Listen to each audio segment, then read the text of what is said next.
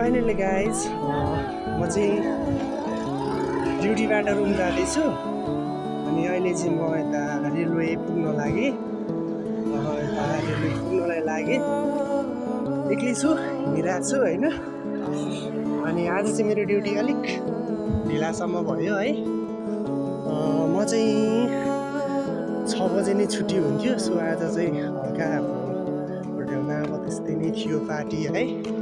अनि त्यही भएर चाहिँ यसो एकछिन बस्दिएको क्या टक्कसँगले होइन। अनि त्यसपछि चाहिँ टक्क बस्दिएको पार्टी सार्टी हालेर चट्ट हिँड्दै आयो क्या।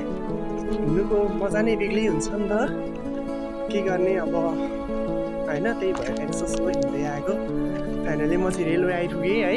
नाइटको समय छ चिलमा है, हिँड्नुको मजा नै बेग्लै छ। सधैँ चाहिँ दादाले ल्याइदिनु हुन्थ्यो, आज चाहिँ उहाँ पनि छुटिसक्नुभयो नि त।